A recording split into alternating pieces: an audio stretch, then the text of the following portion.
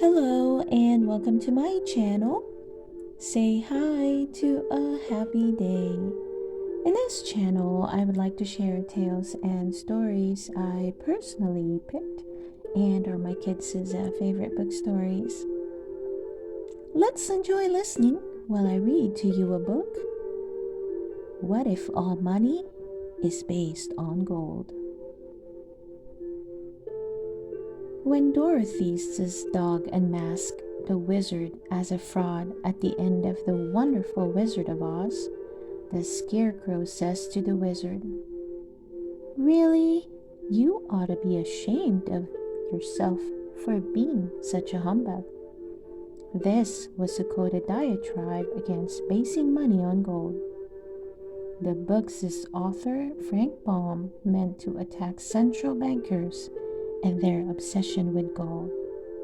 Oz is a measure of gold, after all. The Wonderful Wizard of Oz was first published in 1900. In those days, and right up to the World War I, most money in the world was based on gold. The world's currencies were pegged together on fixed values of gold, and gold bars in the vaults of the biggest central banks in New York City and London would be shuffled between cages representing the different national gold deposits to balance the books.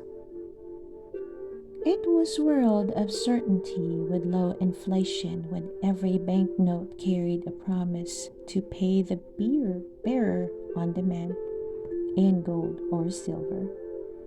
But it had its drawbacks.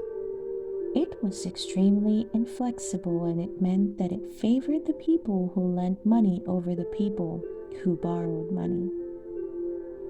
Most nations came off the gold standard during World War I because they needed to borrow or create more money than their gold reserves allowed.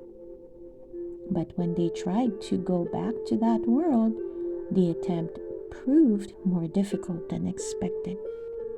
When he put the pound back on the gold standard in 1925, British Chancellor of the Exchequer Winston Churchill painted a romantic picture of international currencies that vary together, like ships in harbor whose gangways are joined and who rise and fall together with the tide. It was a disaster. British ministries had such an inflated idea of their own value and that of their nation that they fixed the pound's value far too high. It meant that British goods became too expensive and factories closed. A run on the pound in 1931 forced the British pound off the gold standard. The US dollar stayed on theoretically at least until 1971.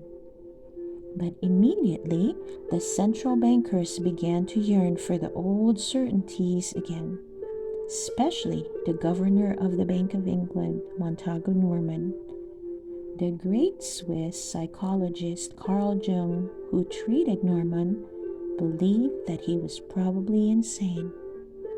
It was said that Norman crossed the Atlantic in disguise as Miss Skinner in 1929 for a secret meeting with U.S. monetary officials and to introduce a short monetary shock intended to force the USA back on the gold standard.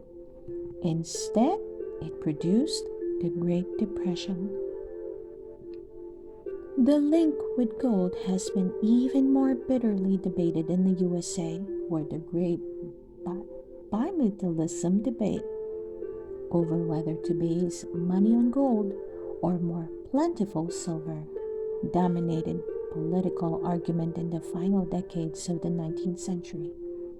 It was then that the American orator William Jennings Bryan made the celebrated speech about gold at the 1896 Democratic Convention. Bryan brought his acceptance speech to a crescendo by raising his arms above his head and then slowly down into the shape of a cross with the words, "You shall not press down upon the brow of labor this crown of thorns. You shall not crucify mankind upon a cross of gold." A return to the gold standard seems unlikely these days, but we can see what would happen. It would mean less inflation, but more poverty. It would also mean pretending that all money is basically the same. It would mean effectively that the whole world shared one giant currency.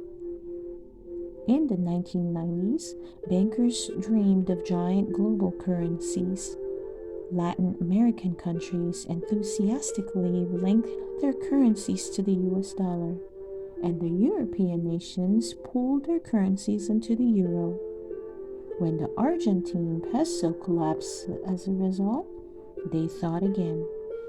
Linking the peso to the US dollar gave them stability, but it was a stability that impoverished them because the dollar was geared to a very different economy. And there is the problem with linking money to gold.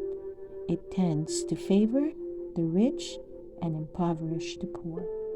I hope you enjoy listening to the book, What If All Money is Based on Gold?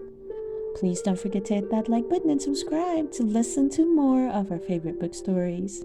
See you soon!